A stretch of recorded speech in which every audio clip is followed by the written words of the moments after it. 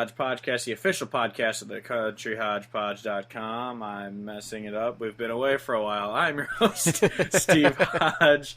As always, joined by my co-host, cousin lover, Kevin Hodge. Oh, hello, everyone. So I don't, obviously, unless you know me and you're listening knowing me, I got a new job, so I've been super busy moving and stuff because me and Kevin are going to be living under the same roof out in Iowa. So yeah, this is probably our last podcast of having to put the audio files together. So editing will be a lot easier. Yeah, editing will be easier, and it should be easier to find time to do it because we'll just always both be here. Yeah, we won't have to set up our mics and find time to connect to each other. It's just like, hey, let's go in the basement and record. So that's going to be awesome. But, so I've been super busy moving and everything, so we just had no time to record. We almost didn't have time to record this week either, but I didn't want to go 2 weeks without a podcast, so we're late-night podcasting for you guys. Yeah, for all million listeners. I think we're up to 1.5 million subscribers now. It's insane. Divided by about 1.5 million. Then add like 10. Yay! We're at, I think our episodes are averaging about 100 listens now, which is pretty sweet. But yeah. So thank you everyone who listens, and we are sorry about taking so long. If anyone actually was waiting for another episode to go up, we have been trying. It just hasn't worked out yet till today. Yeah. So hopefully, hopefully, who knows? Maybe one day this will be a job for us instead of a hobby that's expensive and a big waste of our time. One can dream. Yeah, that'd be nice. I have two things to mention before. I don't know if you have anything. I don't think so, unless something jumps in my mind. We'll see. I have one for you that you can talk about. We'll talk about these two really quick. But so first, I'm sure we would have mentioned this last week had we recorded. But Luke Bryan's new single is just, it's just so bad. Like, and again, like, especially now that we've done this is podcast episode 20 something. So like I've said as many times as we've had podcasts, mentioning shitty songs, throughout the time that we've done this, as well as, I wrote that article about it on our site, countryhodgepodge.com. But it's just kind of like, I've disliked Luke Bryan's music of late very much, but this also seemed like it was yet another step in that direction of just like badness. Like it seemed like he took another, like anything that we could have hoped him to salvage in terms of coming back to the music that we do like his older stuff. He took another step further into oblivion with this last one, and it took a fucking big step. I mean, there's the last straw kind of hope that he might be to pull like a Dirks, where Dirks always leads off his CDs with really crappy radio-friendly songs, like Somewhere on a Beach or 5150 or and maybe you know this, I have no idea. What the last album that he had come out, is that the album that Drink a Beer is on, or is that the album before that? Who, Luke Bryan, I'm guessing? Yeah. His last album was that Turn the Lights Down or whatever, or the lights. But that's not. His Drink a Beer was on the one before that, which had oh my God, this is my song. That one. Oh, it was shit. That okay. CD from yeah. a while back. Because I was gonna say, because if he's gonna do something like that where he has a crap album but has a song like Drink a Beer on it that's a really good song, then hopefully, that's what I think that's what you're getting at, holding out hope that even if his album has a lot of shit on it, if it still has a couple gems hidden in there, then we'll take it. I guess. Well, with Luke Bryan's last CD, it was Kill the Lights is what it was called. The one before that, the one before that was his Spring Break CD, the Checking Out one, where it was his retirement spring break one, finally. Oh, you mean it took him until he was in his 40s to finally stop releasing spring break EPs? Yeah. So, well, he was 38 or something at the time, but yeah. No, yeah. Drink a Beer was on Crash My Party, which had that shit song, That's My Kind of Night. But it also had We Run This Town and Drink a Beer, which were good songs.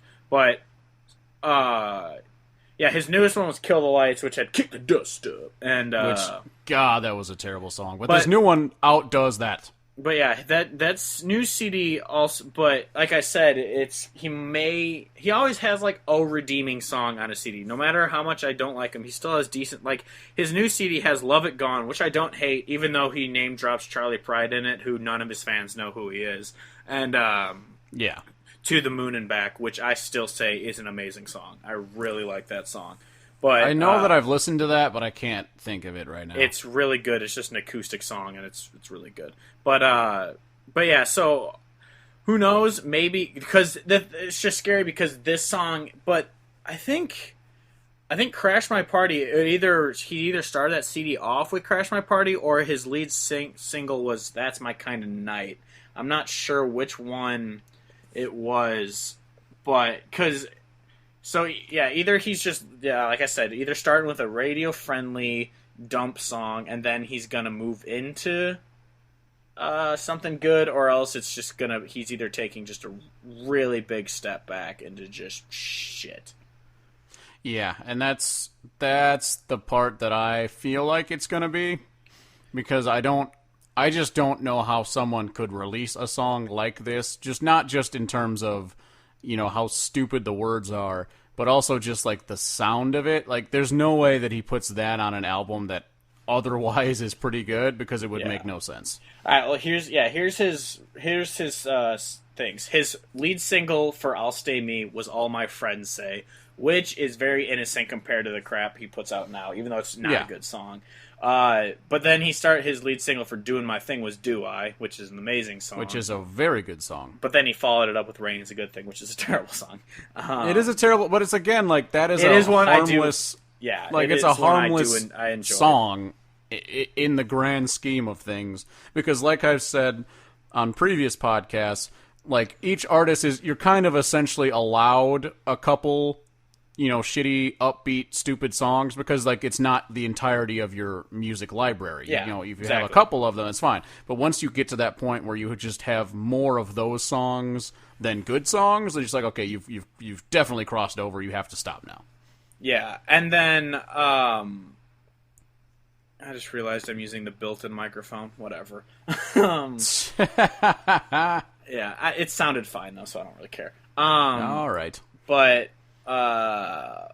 Tunnel Steve is back. Yeah, but also the I'm blanking. Oh, but "Do I," that was also before he was huge. That was like his first one that I think went number one, even though Wikipedia says it's peaked at 2. I thought it went number 1, but I remember when that came out, because it was, again, like one of those guys that gets some traction and you don't really know him at all, and so it's like, oh, I'll check out some of his other music.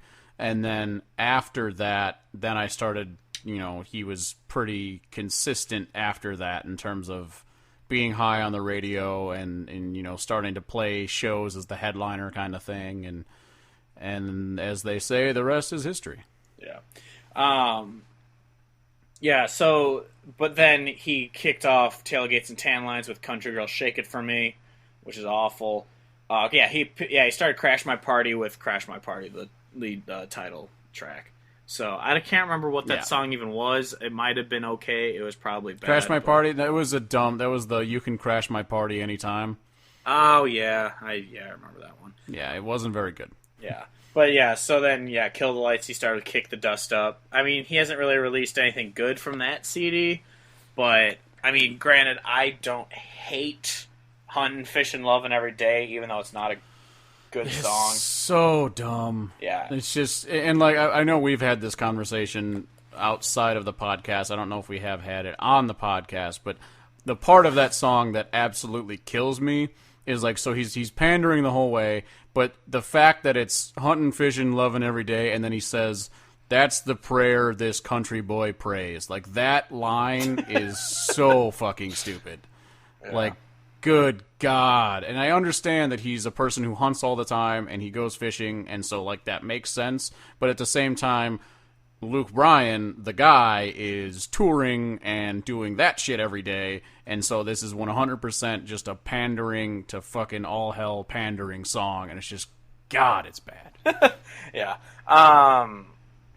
Yeah, so who knows? He might suck, he might be okay, who knows, but right now it's looking like his music's gonna suck for a little longer. The other thing I wanted to say was Chris Young is the newest member of the Grand Ole Opry. Which is awesome. Other than Losing Sleep being god-awful. Yeah, despite Losing Sleep being awful, and his newest album before this is just whatever. We talked about it on our Lost episode, but it's lost forever, so we'll do it. I forgot that. I forgot for a second there that it was lost. Yeah, we'll do a Chris Young episode again soon. Maybe once his new CD comes out, we'll do it. But yeah, for now, we love his first 3 CDs. His 4th one was alright, and his newest one is not great.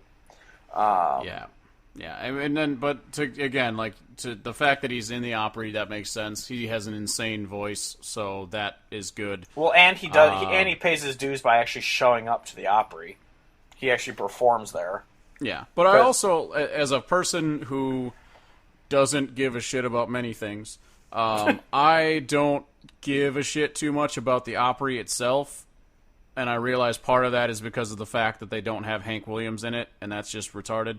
But it also, it just seems to me that the Opry doesn't really stand for what it used to, or at least what I thought it was supposed to stand for, with the people that have gotten to play it, and then, like, Dylan Scott bringing the Chewbacca mom on stage. like I don't hold the Opry in high regard anymore. So as cool as it is, it's still not like it's kind of getting on that level to me as like, oh, something won a ACM award. I'd be like, okay, cool. like that's the way I look at it now.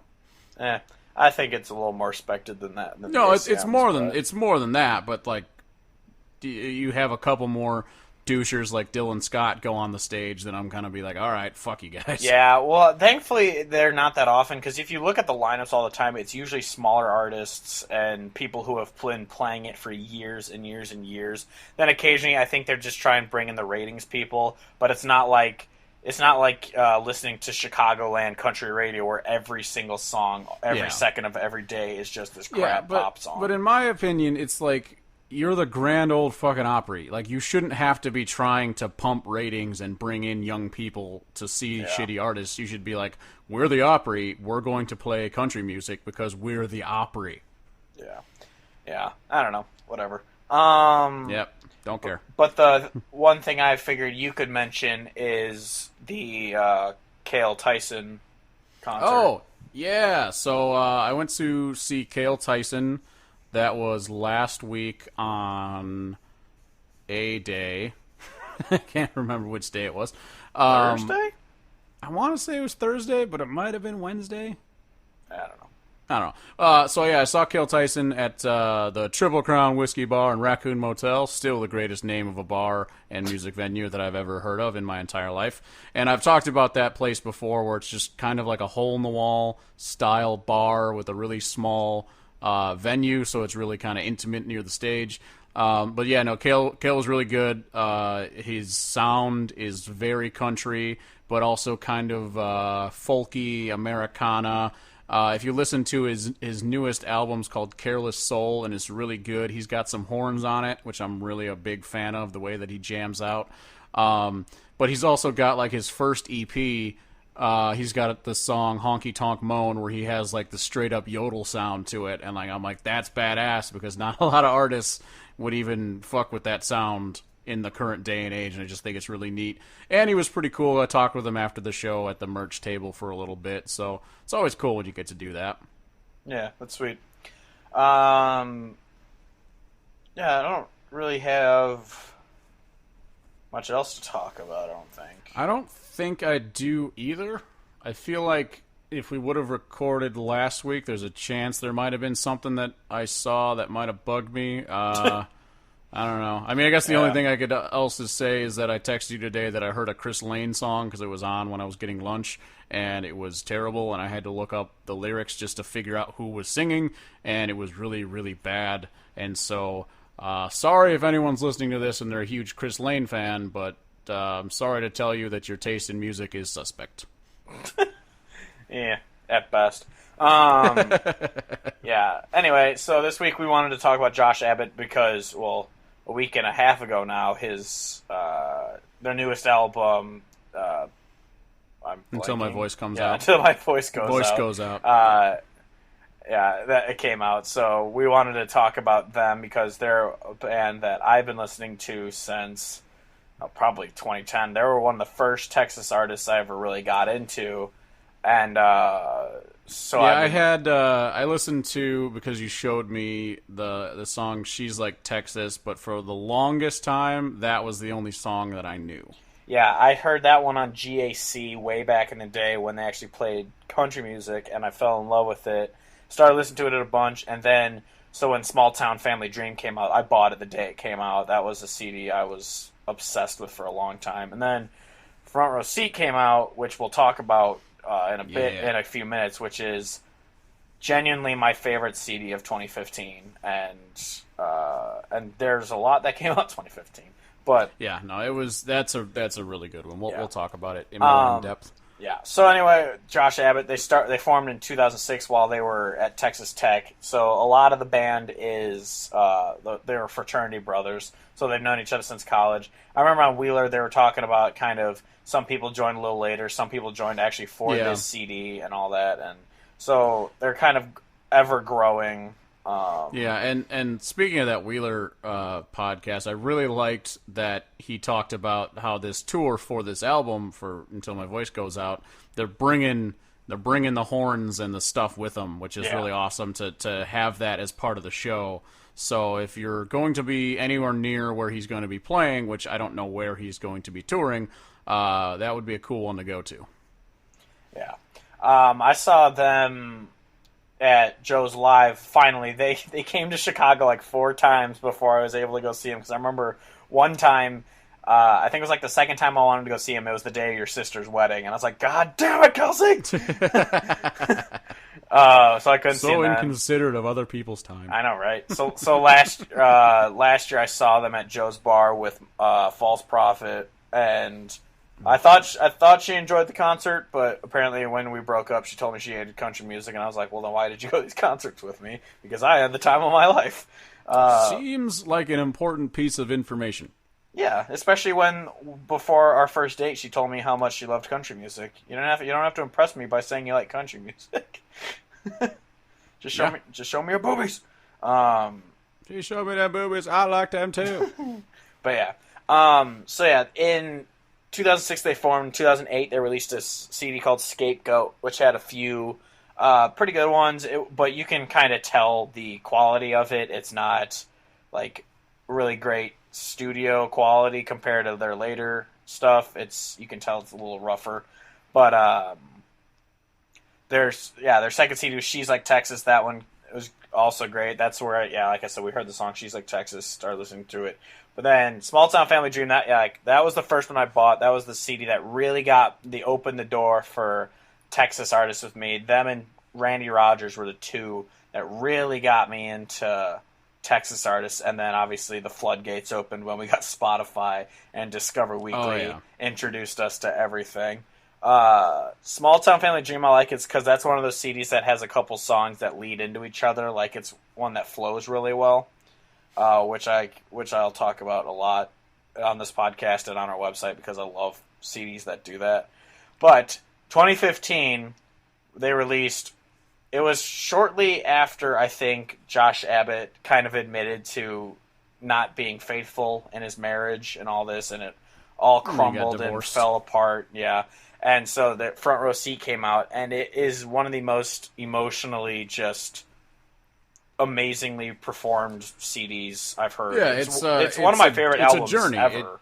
It's really good, and like it was one of those albums where, because you were listening to them more before this CD, but like I really listened to only the She's Like Texas song. I didn't even know anything off of any of the rest of that album or the album after that, Small Town Family Dream, and then Front Row Seat came out, and I listened to it, and I just became like hooked because that whole album, it's a journey through being single, getting into a relationship falling apart, and as it just goes through from start to finish, you kind of go on this emotional journey with the songs, and they're really well written, they're really well performed. And I just felt like that was one of the better albums. I don't want to say that it was the best album of 2015 in my opinion, because I can't remember what else came out, and I don't want to make that statement. I'm sure, because I feel like Sturgill's came out, I thought, that year too, or was that last year? I don't remember. But I don't want to make that statement without looking at what else came out. But it definitely, it's not. Even if it's not best, it's right up there. Yeah, well, even if it's not the best, it was my favorite. It's the one I've listened to the most. It's I want to we could go through it really quick. So it's in 5 acts. It starts off with Act 1. It's the kind of being single, living life act. It's the While I'm Young, I've Been Known, and Live It While You Got It. And they're pretty much just songs about like, you're young, get drunk, have fun. It's all party and all that. So it's just enjoy your life, you're single, having fun. Also on our website, I wrote an article about this album because I love it, and so you should go to our website and read it. But Act 2 is the meeting the girl, the falling in love, the beginning of the relationship where everything is just going right. You just love each other with Wasn't That Drunk, which features Carly Pearce. Yes, I was going to say this album also introduced us to Carly Pearce, and her debut album comes out later this year, and we are very excited about that because she is awesome. She's amazing. It also has Kiss You Good and If It Makes You Feel Good, which are both just, good songs. Act 3 is you're dating, you're in love, everything's going right, you can't believe you're with this amazing girl, which is Crazy Things, Front Row Seat, and Kisses We Steal, which are, they're just love songs. They're really good. Yep, they're very, very good. And then Act 4 is where the CD, 1, starts getting amazing, and 2, where it starts just hurting. Because 4 is where it's just everything starts falling apart. The relationship is crumbling. You're just an emotional wreck. It has Born to Break Your Heart, Ghosts, and This Isn't Easy, which are just all 3 they just rip at your heartstrings. And then number 5 is the kind of moving on and knowing that life will get better type stuff. First, it starts off just sad moving on with Intro, A Lost to Memory, and Amnesia, which are it's an intro into the Amnesia, which is a great song. And then it's kind of moving on with Autumn and Anonymity. And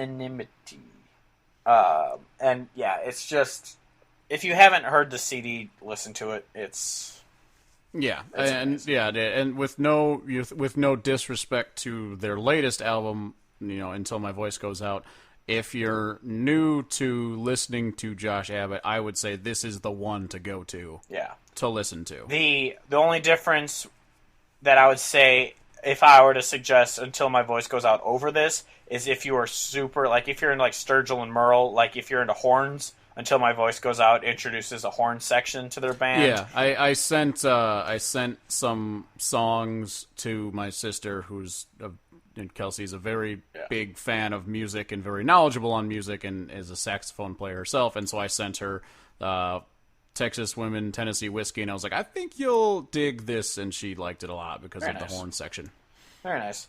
But their CDs, they have 5 CDs out. They're all really good. I suggest listening to them. They also have an EP, which is the one that they went up to Nashville, I'm pretty sure, to record. They were on Atlantic for it, and so they released it through that, and it just kind of fizzled a little bit. But they dropped. Yeah, but then they've gotten more popular since then, so it doesn't really matter. Even though Tuesday Night, it did have the song Tuesday Night, which I like because it's just a fun college song, because I like it's like I got $10 to my name, but my plans they ain't changing type thing. Like I'm still going out for beer and tacos on a Tuesday night. I love that song, but I don't know if we really have anything else to say.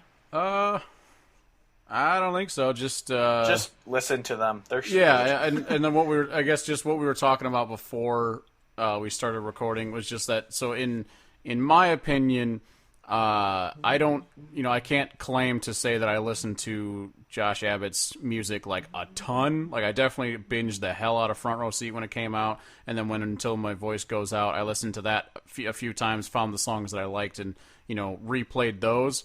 But the one thing I would say is that I feel like the floor of where their music goes to at its lowest is still very high. Like they don't really have like clunkers in the sense. Yeah. So I feel like it's just very good across the board, and then they have these songs that stick out as being very good. And so they're definitely worth checking out because there's songs that I may not be as high on that other people are crazy about, because obviously everyone has different tastes. And so I don't think there's anything bad, so it's not like, oh, avoid this CD, avoid that CD or whatever. So they just think they're very good across the board. I think the only song I don't like by them, I don't hate it, but I it's my least favorite, is Flatland Farmer, just because it's one of those Texas country is better than Nashville country songs, and it's just because he goes like... But it's true. Well, yeah, but it's just one of those... I think the line is like, he can outplay and outlay any Nashville star. Like, it's just, yeah, we get it. Like, you don't like Nashville. Yeah. Yeah. That's fair. Yeah. But anyway, want to do our top 5? Yes, we can. As soon as I get it open so that I can look at it. All right. Number 5. My number 5 is Front Row Seat, off of Front Row Seat. Just a glimpse of who you are. They can't see 'cause they'll never be this close to your heart. Everything that I see when you open up to me, how a fool like me gets so lucky to get a front row seat. And the whole line is that he's just, how did I get so lucky to have a front row seat in like to the relationship, like being with her, kind of a metaphor for just he's just so lucky that he's with the girl that he's with, kind of thing. Yeah. My number 5 is "Oh Tonight," which features Casey Musgraves before she blew up. Which is great. Yes, this is true, because that was also the first that I had heard of her before listening to her music on her own. Yeah. No, tonight we're gonna set the world on fire, and I'm gonna set aside my pride, and not gonna be the one to say goodbye. Neither am I. Oh, tonight. And that song is just kind of like a, they've just both been like, why haven't you made a move? And it's just like, because I've been scared that you'd say no. And they exactly. I love the duet back and forth. Yeah, on it. And then so great. Pretty much it's like, well, I'm not, and then it kind of ends up of like, well, tonight I'm not going to say goodbye, and then it's like, well, I'm not going to say goodbye either. And so it's just kind of this nice like kind of love song, even though in the music video it's what's Granger Smith, and I can't remember who the female is. It's like them hanging out with Josh Abbott and Casey Musgraves, and it's like they're in love with each other even though they're dating other people. So it's like, why did you turn it into a cheating song? I don't get Maybe it. Because he was cheating on his wife. Yeah, maybe. Number 4. My number 4 is "Oh Tonight." So we got it. We got her covered. My number 4. My top 4 was impossible to do because all 4 of these songs are ones I listen to all the time. But my number 4, I put "Let My Tears Be Still," which is the final song off of She's Like Texas. I believe that's correct. So don't you wipe away my tears. I've earned them through all the years. Just let them roll down like a stream upon a hill. let my tears be still. And it's just this beautiful piano song of pretty much like this vet saying like, yo, I've been through hell, my wife's passed away and all this, so just like, let me cry. Like, don't fuck with me, just let me cry. And it's just an insanely depressing but beautiful song. Yep. My number three is My Texas, which features Pat Green, and it's kind of... You ain't met my Texas yet. You haven't been to the Houston rodeo, saying carry on at a Pat Green show. If you ain't seen an Abilene sunset, then you ain't met my Texas yet. It's kind of, you know, it's got that element of talking about how great Texas is, and you have to come here and see it. You wouldn't understand if you haven't been here, kind of thing. Yeah. And then also, like, if you're judging Texas without having and have like a bad idea of it, you haven't met my Texas yet.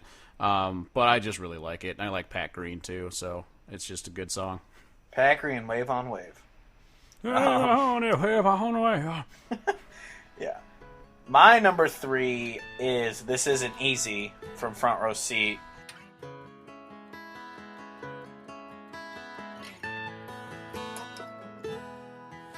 No, I really don't have time to talk to you. And I dare you even ask me after all the hell you put me through. And I never said this wouldn't be hard. And this time I've gotta guard my heart. This isn't easy. This isn't easy.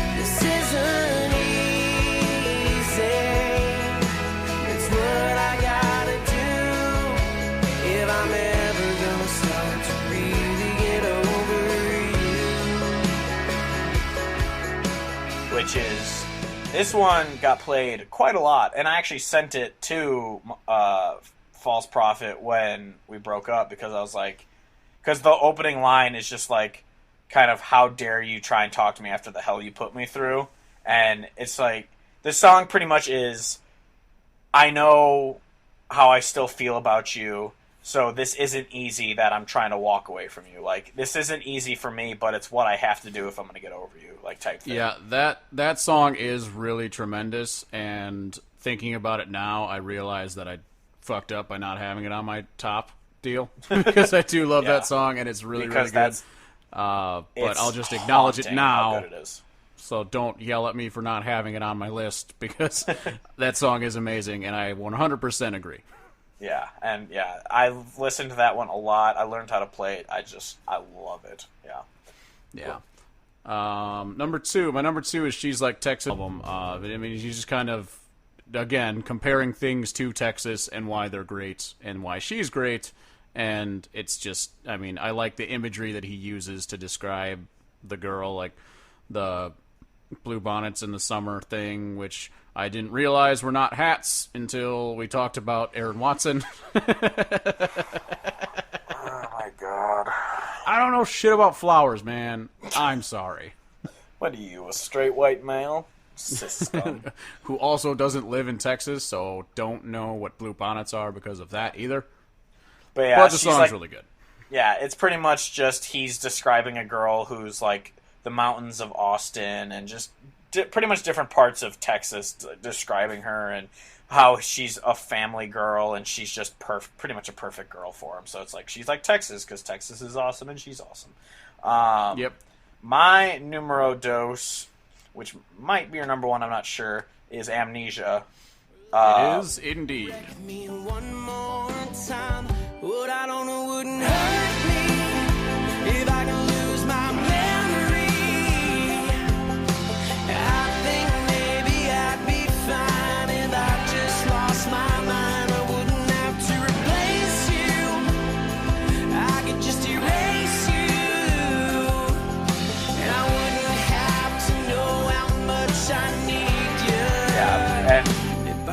my number one is She's Like Texas. So that it was hard. Well done, us. Yeah, it was hard to it was hard to choose. I went with She's Like Texas because even though I think Amnesia might be the better song, but She's Like Texas, one, it introduced me to them, and two, I've listened to it so many times. Yeah.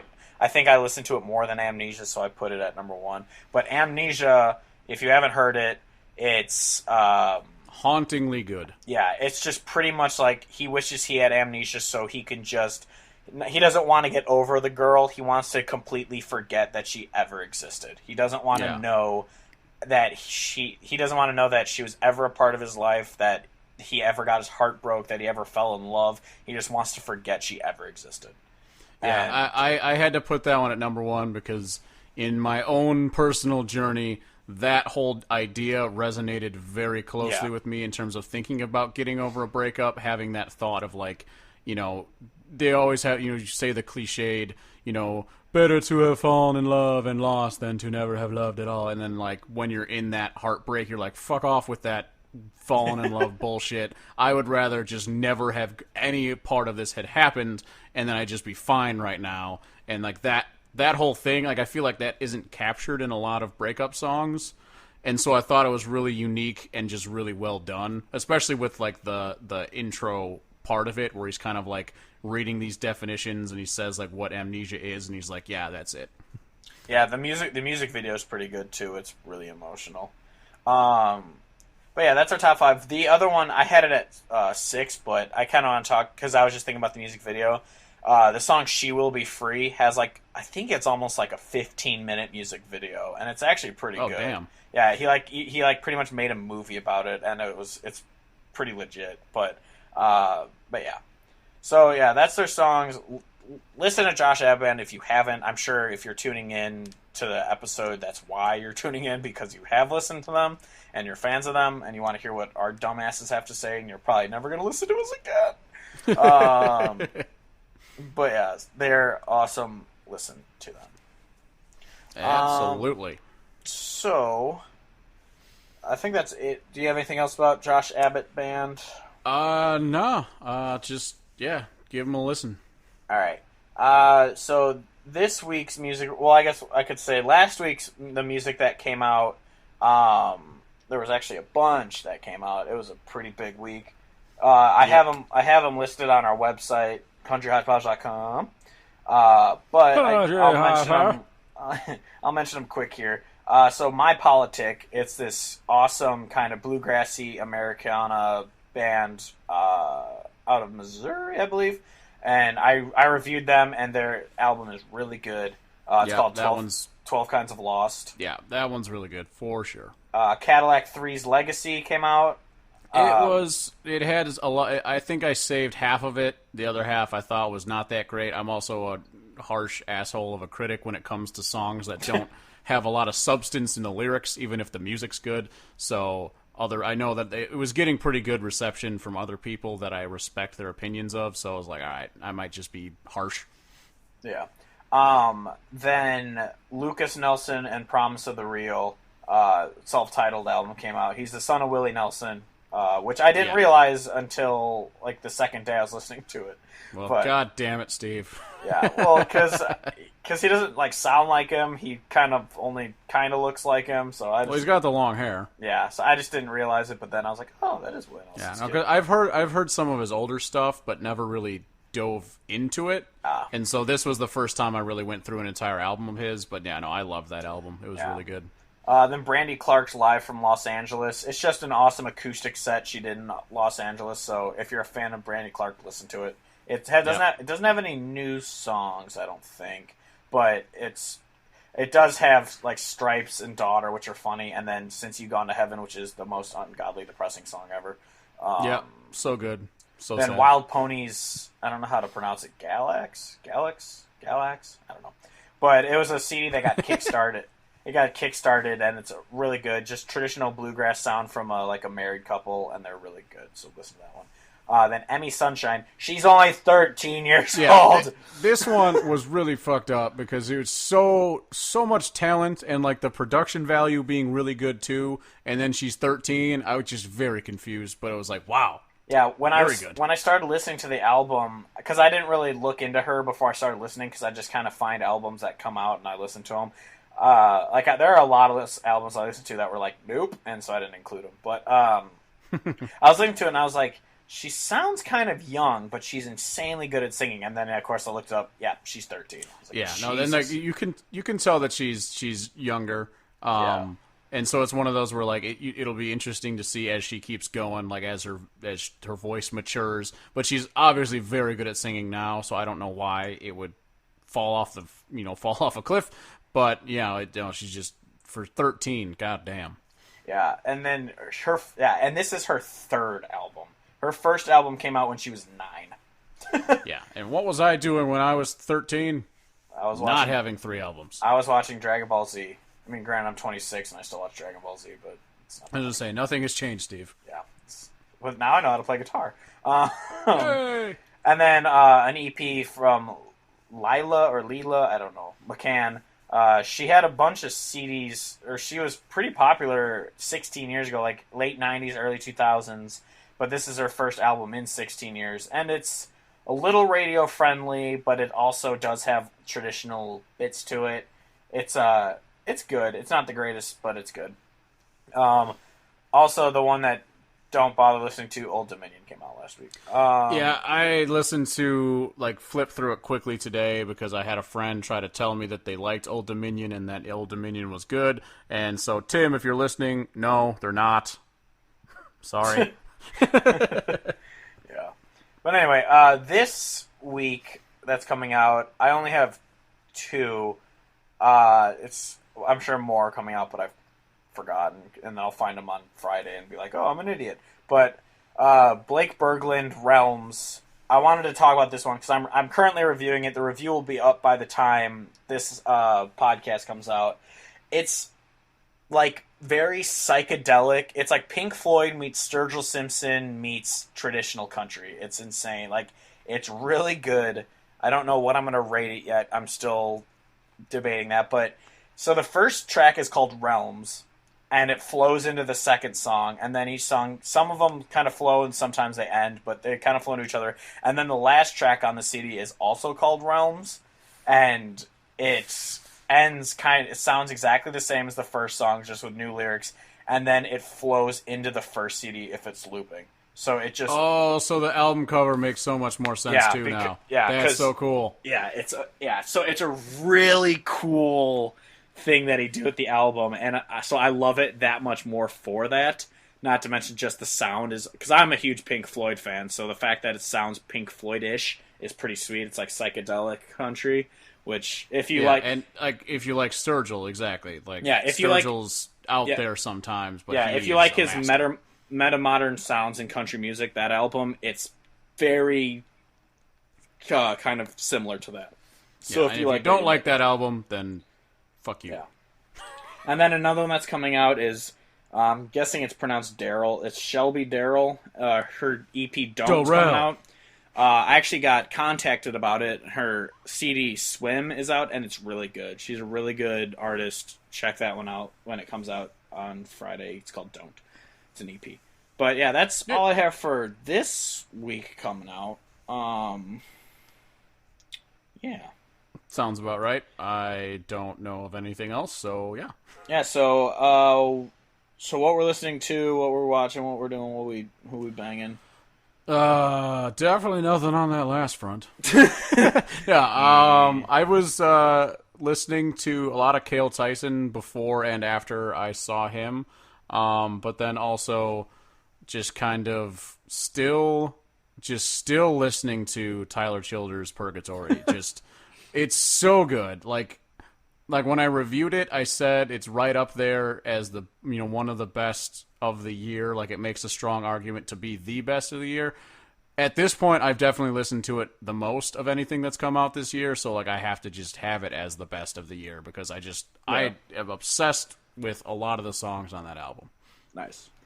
I've just been listening to Blake Berglund because I've been reviewing it and I've been obsessed with that one. So that's gonna be one I definitely listen to a lot once it's out, even though I already own it, which is sweet. But woo! Yeah, so that's what's that. So where you can find us, countryhodgepodge.com, of course, or you can find Country Hodgepodge on Instagram, Twitter, and Facebook. You can find the Spotify playlist, Hodgepodcast Picks, where I post all the songs we talk about every week. I don't know if I'm caught up on it yet. I'm bad at everything. Every Monday, Kevin puts out 10 songs that he thinks you should be checking out of different artists. They're not 10 of the same. It's just 10 new 10 new or old songs by artists you should be listening to. It's called Kevin's Picks of the Weeks. If you can't find Picks of the Week, if you can't find it, his name on Spotify is Donkey Factory, one word, because Kevin has stupid usernames. More like wonderful, tremendous, best usernames ever usernames. But there's also, Steve added a whole link page deal on our website that you can go to and find it that way. If you just go to the menu on countryhodgepodge.com, there'll be a thing. It just has the playlist there. So go there, do it. You can find our stupid shirts at tpublic.com/user/Clifftron. I think that's what it is. I don't think I changed it yet.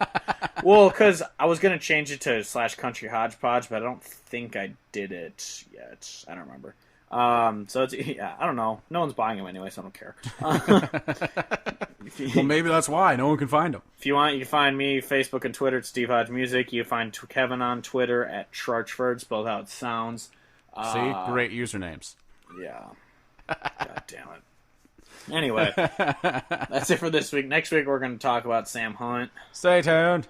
So until next week, I am your host, Steve Hodge, as always, joined by Kevin Hodge, saying goodbye, good night, and good Charlotte.